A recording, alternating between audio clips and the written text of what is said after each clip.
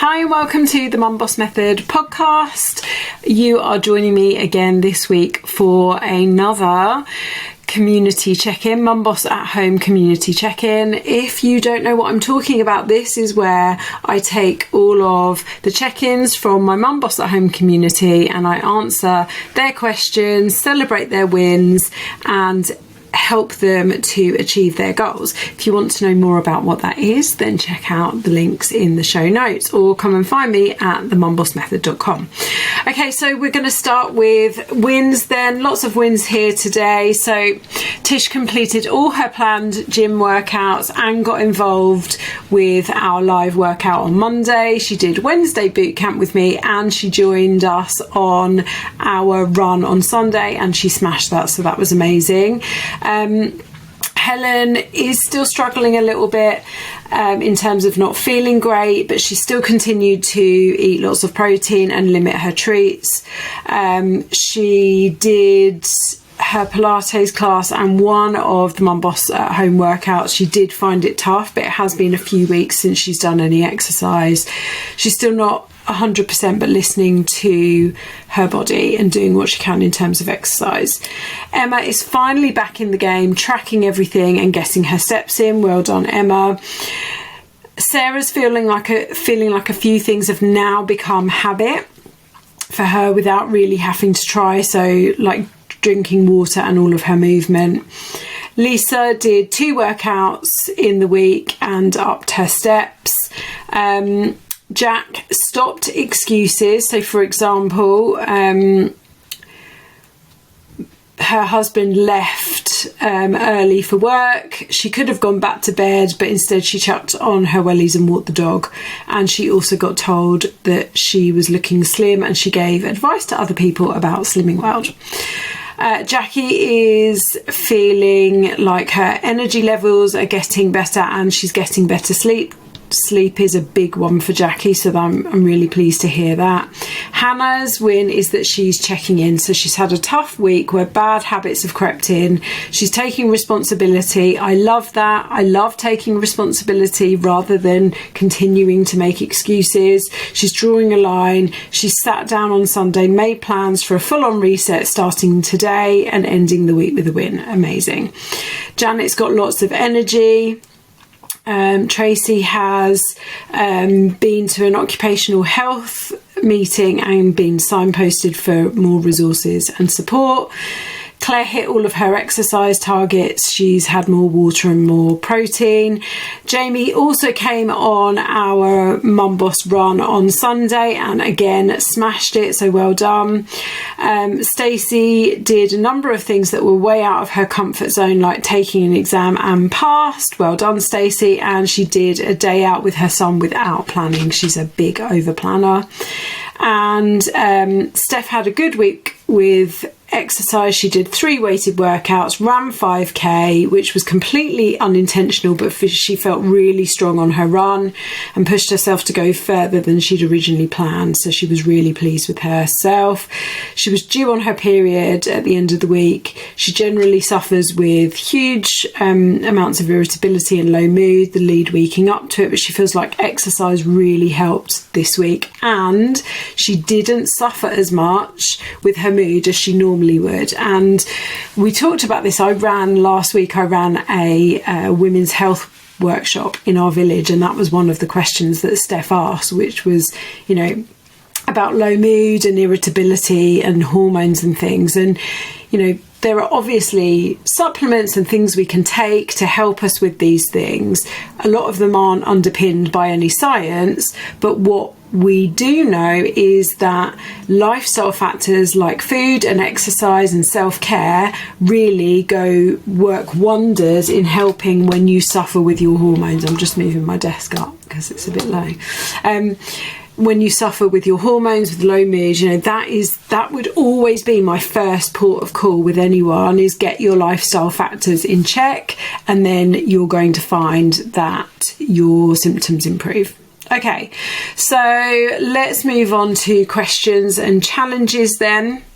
So I've got quite a few of these.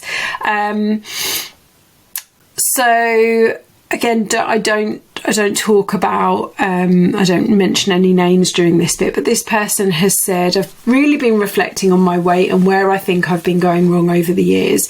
I think it comes down to this mindset that I've done really well with something, so therefore I deserve a treat. So maybe a takeaway or sweet treats. And I need to start unpicking that and changing that mindset. So great self-awareness with that, great reflection. I love a bit of reflection. And yes, this is huge. You know, this is really common. I've done really well for a couple of days. I deserve a treat.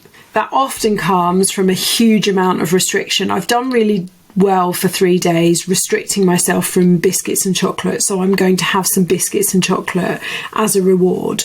Or, you know, we get, I've done really well, or I've been super restrictive, so now I need to eat loads of it to make up for that restriction. So what I want to do is, rather than give you a whole load of kind of answers and stuff for this, because it's not really a question, but I just want to support this reflection you've been doing. So change the way you think about what you deserve and what you see as a treat and what you see as a reward, okay? Absolutely, it is ingrained in us to think of food and drink as a treat, as a reward, as a way of soothing ourselves. You know, we fall over. I've said this before on the podcast. We fall over, we're crying. You know, those of you that are mums that are listening to this, you might recognise this. You know, what do? We offer the child a biscuit or a sweet or something. You know, there, come on, have a biscuit, that'll cheer you up. That's how a lot of us are brought up. So instead, I want you to think about these words of deserve and treat and reward. Actually, you know, what are we really saying here? You know, yes, you deserve to, and this is the end result, this is where I want you to all get to, is you deserve to be able to eat some chocolate or some biscuits or some crisps or drink some wine without guilt, but also know that it's not something that you can do in excess every day if you want the health, the body, the confidence that you're all going after, right? So absolutely, that's where we want to get to. But what is required there is changing the way that we think about the word deserve, treat, reward. Okay. Now, one tip, and what I recommend you do is you really think about, you know, what is it that I deserve, and what is it that I see as a treat, and what else could I see as a treat, and how else could I reward myself? Like, how else could I treat myself? How else could I reward myself? One of the techniques that I really like to use is the planning in of the treats and the indulgences and making a real ritual out of them. Okay, so I've recorded a reel about this actually. Every 3 weeks I get my nails done, and I get them done about 30 minutes away from me. It's quite a drive. And I go into North London to get it done, and near where my nail technician lives, there is a bagel bakery. They do the most delicious fresh bagels. They also do the most delicious pastries. And so I always buy enough bagels for the next day for us, and I get a little box of mini pastries. Now, it would be so easy because I go to my appointment across lunchtime, okay? I try and eat my breakfast a little bit later, but I know I'm generally not getting home till 2:30 to eat my lunch. And I could quite easily open this packet of pastries and munch on a couple of them on my way home. Or no one would ever know. I could leave that packet sealed, and I could buy myself a full-sized pastry and munch it on the way home because I'm hungry, okay? But I like these pastries so much, they are so fresh, that actually I want to enjoy them. I want to sit and enjoy them. So I don't eat them in the car on the way home. I wait until either after dinner, and me and Tom will sit and have them with a cup of tea.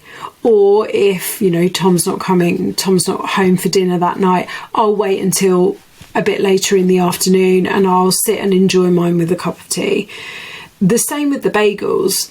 You know, I could I could hurriedly eat my bagel for breakfast the next morning on the Saturday, but I always wait, and we all have bagels together on the Saturday for lunchtime, and it's a real, that is a real treat. I really enjoy that.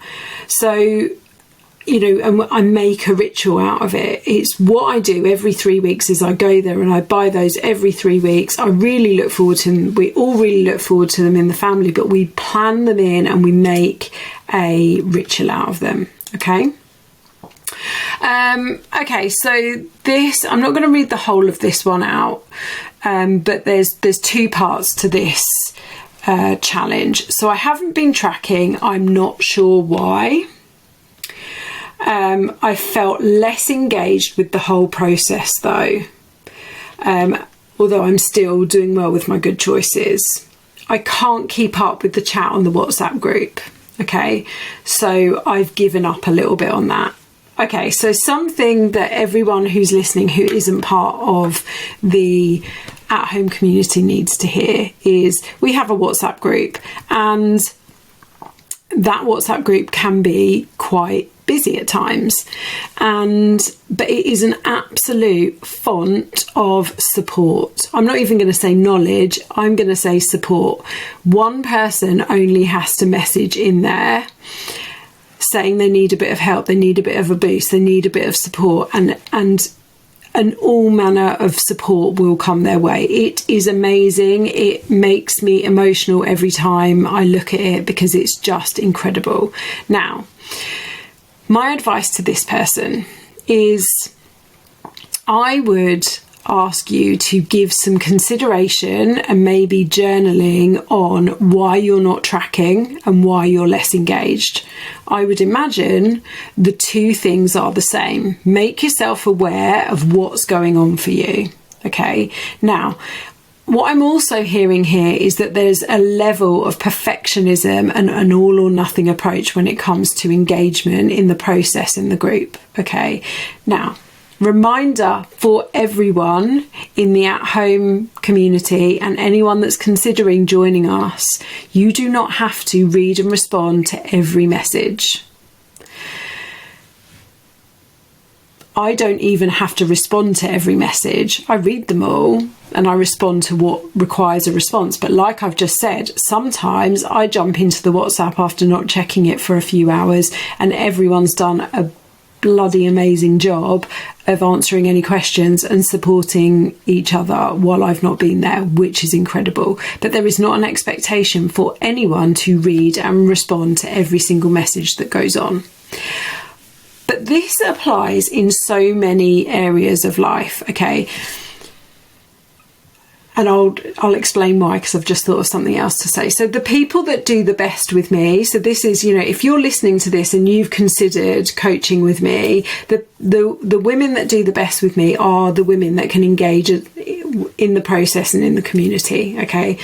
And that doesn't mean responding and replying to every single message. It means being able to share in other people's celebrations, share your tips, support, ask for help, okay? And you don't have to have read every single message in order to have to be doing that. If you were in, a group exercise class, for example, you are not going to speak to every single person and overhear every single conversation in that group exercise class. If you are part of, a mum's WhatsApp community for your school, you might not know the answer or read every single message. You might not, and you certainly probably won't be replying to every message. But if there's a question that is asked that you can answer, you will answer it. The same, if you have a question to ask, you will ask it. And that's exactly what it is here. But if you've already decided that you can't engage with it, it's too much, and you've given up with it, you're already telling yourself a story that it's too much and you've given up and you can't engage with it. So you will therefore feel less engaged. Okay. Now, if you're struggling to get back into taking the actions, tracking, exercising, doing the things that you need to do to get the results that a few weeks ago you were getting, then I would encourage you to use the group. So use the group to help support you, because particularly this week we've had a lot of illness, we've had a lot of people that have had, you know, some stuff going on, and so people are using this week as a bit of a reset, and you could all encourage and support each other in there. The other thing, and I think I've briefly mentioned this already, is this to me feels like a level of perfectionism and all or nothing. Okay, so we talk about perfectionism and all or nothing when it comes to your diet and exercise, but I can also see this playing out here. I can't read all of the messages, I can't keep up with that. You know, I have a day job, so I'm just not going to. It's the same as I can't do all of my workouts this week, so I'm just not going to do any. I can't hit my step target today, so I'm just not going to even try. I've just eaten, you know, I've just way overeaten on my lunch, or I've been out for coffee and cake and I've gone over my calories, so I may as well, you know, rubbish off the rest of the week. It's exactly the same. So the reason I'm pulling this out is because these all or nothing and perfectionism traits, they don't just apply to food, to diet, to exercise. They apply in your whole life. So start being okay with 80%. Start being okay and question yourself on, why am I not engaged with this process? What is going on? What do I need to do to get myself engaged? So I just thought it was an interesting, it was a really interesting comment, and I wanted to share it. Okay. Another challenge from someone: pre-period hunger is insatiable. So, you know, there is evidence to show that you can eat a little bit more around your period. However, what I want to say, the reason I brought this up is, for most women, yes, you're right, that pre-period hunger is insatiable. So whilst you might have enough calories to have an extra snack, and that's all we're talking about, an extra snack, one chocolate bar, one granola bar, if you know that one chocolate bar, that one granola bar is not going to change the level of hunger, in some cases, just accepting that you're always going to be a little bit more hungry around your period, just accepting and not acting on it. Because if one chocolate bar that would keep you within your calories isn't going to do it, and it's actually going to be a trigger food that leads you into one chocolate bar, a granola bar and a packet of crisps, don't open that gate. So sometimes I think there is a level of, this is hormonal hunger, it's not real physical hunger. I accept that and I'm just going to move on from it. But, you know, I don't want anyone to sit there feeling shaky. That's not what I'm talking about. But, you know, often the extra snack you can allow yourself around that time isn't enough. So I don't actually bother. Okay, so this is a challenge from someone. I wanted to work out every day, but didn't Wednesday, Thursday, Friday or Saturday. I felt a bit disappointed in myself, but actually still really proud I did more than the week before. So yeah, this person did 2 workouts last week and had said they wanted to do one every day. Now, there is no expectation or need to be working out every day. And I know this person was saying they wanted to do some quite short workouts every day.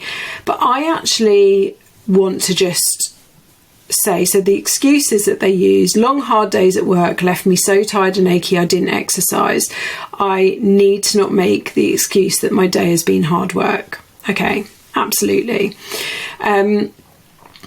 So first thing is, if you didn't, why didn't you? Well, that's the reason you didn't. You told yourself that your day had been too long and that you didn't have the energy. Okay, so you don't need to work out every day. You're setting your expectations too high. I'd rather that you did, I don't know, 3 30-minute workouts a week than trying to do 7, 15, 20-minute workouts. It's not necessary to do that.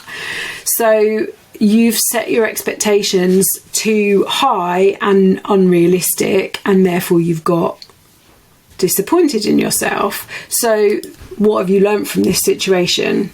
Rather than setting an unrealistic expectation for yourself, why don't you set a realistic one? In terms of, the excuses, I need to not make the excuse that my day has been hard work. Everyone works hard. Everyone works hard.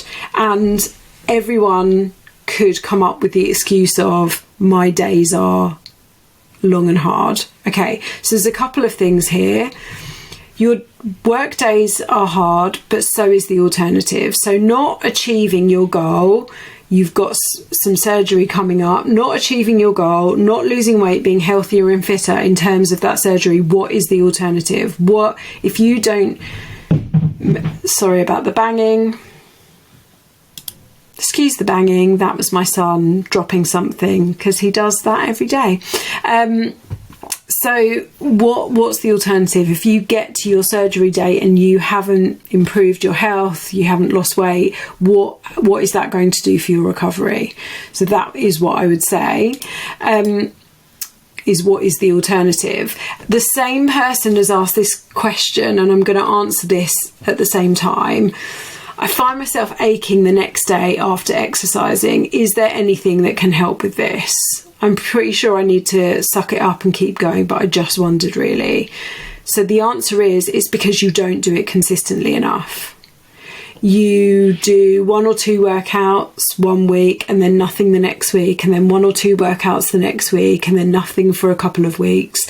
If you did 3 30-minute workouts every week, you would be less achy. You might ache for the first week. That's normal. DOMs are normal. Drink plenty of fluids, make sure that you walk, you keep moving, you don't become stationary, but you're not doing it consistently enough, and that's why you're getting achy after the times that you do it. Okay. Okay, so someone said the things that have gone wrong is the weekends. I just gave in to the easy options and no exercise. So this is really common with weekends, and I'm pretty sure I've talked about this before. What I want you to do is apply some structure. You don't have to have a fully blown structure for your weekend. Plan ahead. You'll know where you've got plans. Okay, some might be off the cuff, but plan ahead. One of the things I always say is try to stick to your regular breakfast at the weekend. Plan in a morning walk. And then where you can, maybe try to have either the same lunches or the same kinds of dinners, and work around your social plans. Prep what you can, so always prep your breakfasts for across the weekend, and try to keep some of your structure from the week into the weekends. Episode 86 of the podcast is called Staying on Track at the Weekend, so I recommend that you listen to that one if weekends are a struggle for you. Okay. Okay, there's a couple of other excuses I wanted to read out. Just need a little sip of my water.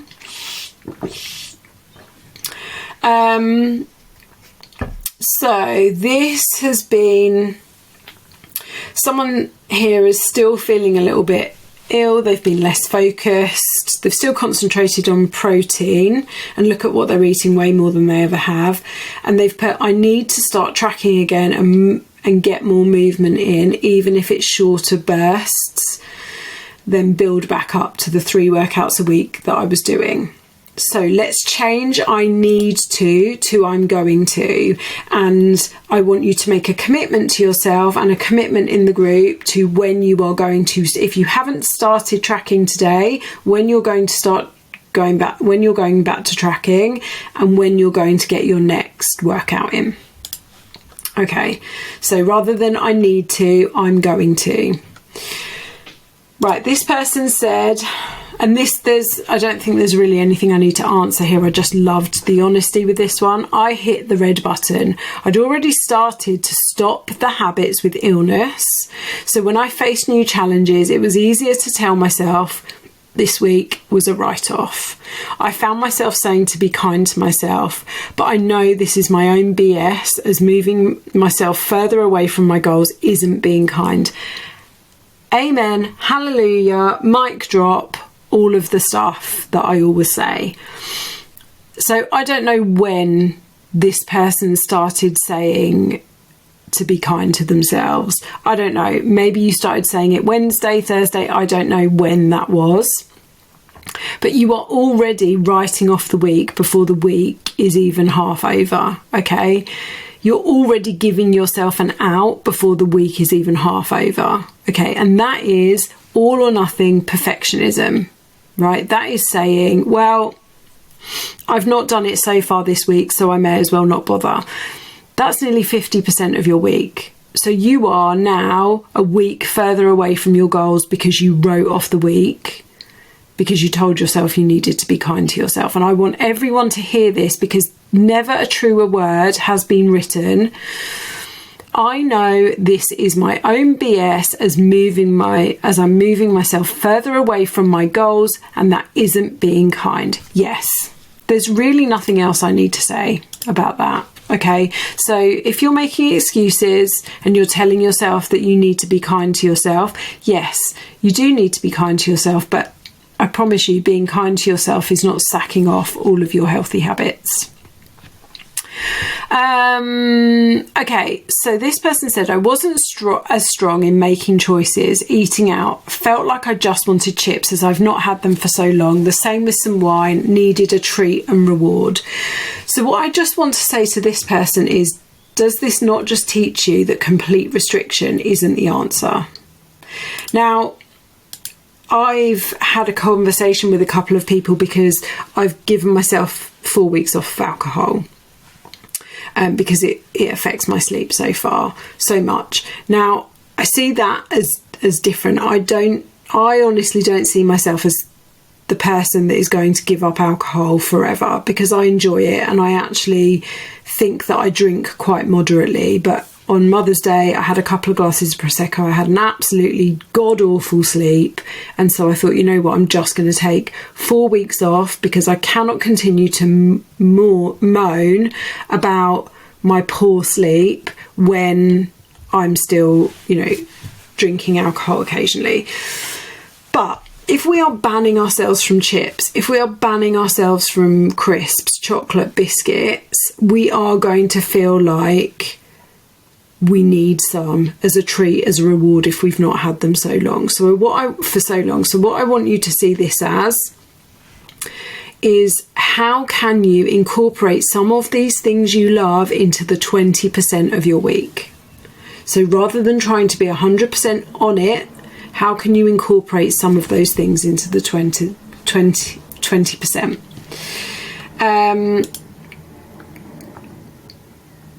Okay, just a couple of things I just wanted to mention here. I've been trying to remember to reframe things this week to stop the potential excuses. Love that. So, okay, I can't get that run in this week. What can I do? Let's reframe things. And then someone else has said, I've probably got complacent by thinking I've got it all sorted. And this is a dangerous one that we get into. Oh, I've got this all sorted. I don't need to worry about it now. Keep working. Complacency is dangerous. If you feel too comfortable, you're being complacent. Okay, so this person is still struggling with sleep. It's being their been their biggest issue. So had 3 days with over 7 hours, but the others were only 5 or 6 hours, and they felt really tired. So she doesn't have issues getting to sleep or sleeping through. It's bedtime routine that needs work. I just generally find that we sit down quite late after getting the kids to bed and tidying up, and then you want to have time with the hubby and wind down, etc.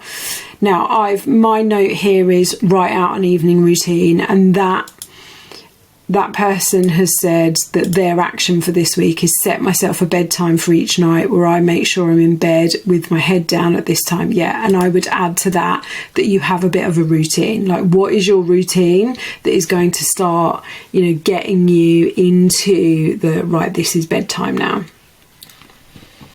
Okay, right, questions. Need another sip of water. Okay, would you count squash with your water intake if it's sugar-free? Yes, absolutely. And how often should we be taking progress photos? Is once a month sufficient? Yeah, once a month is absolutely perfect. What was the name of the high protein cheese slices you mentioned in the podcast, please? Eat Lean Cheese. I really like the slices. I like it grated as well. I have it grated on some things. It is a little bit drier because it's got some of the fat taken out, but I get mine in Aldi. It's a bit expensive. It's more expensive than regular cheese, bit more expensive than regular cheese, but I don't eat a huge amount of cheese, so I feel like it's worth it for me. I also, I wouldn't let Charlie eat it. No, stay off my Eat Lean Cheese. Okay, so this person has said, I'm consistently gaining lean muscle mass, which is great, but how can I ramp things up on the fat loss side without losing muscle? Okay, this is why protein and consistency with weights workouts is so important. So making sure you are hitting protein targets and you are doing a weighted workout 3 times a week, that is what is going to ensure you lose as little muscle mass as possible. That's what you have control over. That is how you can control it as much as possible. In terms of ramping up things on the fat loss side, more steps and consistency with your calories. So if you're hitting your weights workouts, if you're hitting your protein, I want you to be trying to up your steps, because that is going to help with the energy expenditure and being consistent within your calorie range. That's the simple fact of it. As long as you are getting in enough protein and doing your weights workouts, you should retain as much lean mass as possible. Good question. Loved that. Okay, so this person said, I know you've covered this before, but any tips for mid-afternoon hunger? I've tried delaying lunch, but it's not always possible with work. I always find myself starving at 3 to 4 o'clock, between 3 and 4 o'clock. So I looked at this person's food diary. And here's my comments. If your calories for the past week or two are accurate, you aren't eating enough protein. So your average for the last week, where you've tracked for 6 days only, some of them are very low days of calories. So you're either not tracking all of your food or you're not eating enough. Your average protein was only 74 grams of protein for each day, which is less than 25 grams of protein per meal. So I want you to get this to 30 grams of protein per meal, and then have maybe a protein snack in the afternoon. So if you are eating, 30 grams of protein, breakfast, lunch and dinner, then you could have, a couple of Baby Bell Lights 3 to 4 o'clock in the afternoon. But if you are getting in a good 60 grams of protein across breakfast and lunch, you shouldn't be hungry. If you're feeling peckish between 3 and 4, that could be habit and psychological hunger. So protein, fruit, veg, fibre across those 2 meals. Like I said, your calories look a bit low on the days that you have tracked for the last 2 weeks, and some days weren't tracked. So either you're not eating enough, which would tell me why your protein is so low, or you're not tracking everything.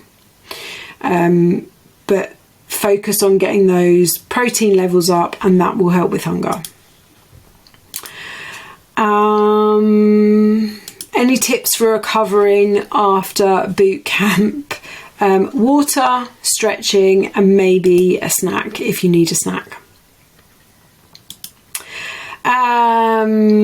Okay, I'm going back to the 5-day non-negotiable reset with water, protein, fruit and veg, movement and self-care. I feel like I'm starting again, which I'm frustrated about, although I hope these habits will come back to me a lot quicker. Do you think it's the right thing to go back to the approach that worked for me when I started, to focus on getting back to those habits and then start building on it again with calorie counting? Yes, in short, yes I do. I'm so frustrated to be going backwards, but it feels like the best way to get back on track rather than trying to do too much at once. Is this an excuse I'm telling myself, or a valid approach? Only you know if it's an excuse. My one thing I would say is that you could have reached out sooner than check in. So if you found yourself sitting on the big red button on Wednesday, Thursday, Friday, you could have reached out sooner. So yes, I would absolutely reset, but I'd also journal on why you slipped, with love and no anger and no judgment. Because it's a fact of life that we all get ill. We all have holidays. We all have busy, stressful days. Like, we can't stop that. No matter what we're eating or our habits and how much self-care we're doing, sometimes these things happen and things go wrong. So if every time you get ill, or these, the days get busy or something goes wrong, you have to then go back to reset, that's exactly the same as I'm starting again on Monday, I'm starting the diet on Monday, when actually, why do we need to wait for Monday to reset? Why can't you just draw a line under that bad day and make the next decision count? So I think for you right now, yes, reset, hit the reset button, start, do your non-negotiables this week. But I also think what we need to practice is that these red buttons don't go from one hit of the red button to a whole week of the red button. So some questions you might want to think about. What were you telling yourself when you had your bum firmly on that red button? Was it that you couldn't be bothered? Was it that you failed? Was it that you can't be bothered? You can't be perfect, so you won't bother at all? Was it that you don't care? Really consider the story that you were telling yourself. Were you feeling sorry for yourself? Because what I want is to help you to just recognise that each decision is a decision in itself, and that you can just draw a line under that and move on with the next decision, rather than that big red button time bit going on for days or even weeks. So just some things for you to think about. Okay, great question here. How to get everyone else around you on board. Okay, so I think honest conversations is the first place I'd start. Explain the importance and the impact that your own choices have on your own life, the good and the bad. So when you are making the choices that align with your goals, it makes you feel like this. When you don't, it makes you feel like that. Tell them, be specific about what you need from them. What support do they need to provide you with? And if, and that is the way you want them to show you that they love you, not by, feeding you chocolate and wine. Okay. Remember the taking hostages approach. So I know who this is from. So I've got, a little bit of an idea of what's gone on here. So often other people will talk you into a takeaway or a night in the pub or, this bag of chocolates, because it makes them feel better for the choices they're making. It makes them feel like you're not judging them. And you can explain to them, I'm not judging you for those choices, but this is what I need from you. At the end of the day, no one has control over your actions other than you. So they can say to you, oh, go on, it's just one drink. Or they can say to you, oh, go on, it's just one takeaway. But you're the person that can say yes or no. That's absolutely. And I think there's something to be said here for, like, I don't know whether the right word is rules or it's just structure, okay, around what the actions and behaviour you do and don't take for yourself. And I think this is helpful for everyone to listen to. So, like I've just said to you, that I don't, I'm taking 4 weeks off drinking, right? But generally a rule for me would have been that I don't drink Monday to Thursday anyway. And generally a rule for me would have been I don't drink 2 days in a row most of the time. And then generally for me, once I've had a cup of tea and my, pudding, I say pudding very lightly, it might be like a protein yogurt or a protein pudding, I then don't eat anymore. And generally for me, I don't tend to snack between meals unless it's something like an apple. Like, I don't tend to have a mid-morning snack, and I might have a mid-afternoon apple. And they're kind of structures and rules that I've set for myself because they help me. But they also help me when I'm explaining those things to other people. So if it's a Wednesday night and someone says, oh, do you want a glass of wine? If I say, oh, I'm trying to cut down, or I'm only I'm trying to only drink a couple of times a week, they could say to me, oh, this is well, just have one tonight then.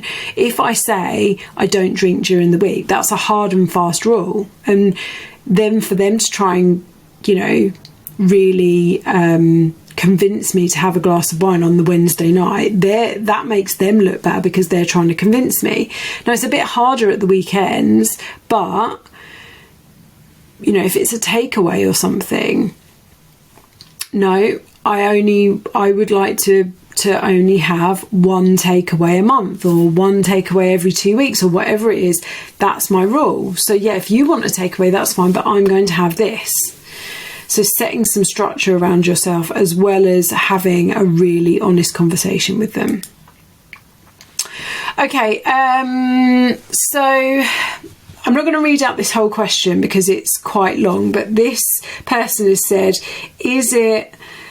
what's better? Is it better to have high protein, veggies, fish, brown rice, etc., or like vegan and vegetarian protein alternatives?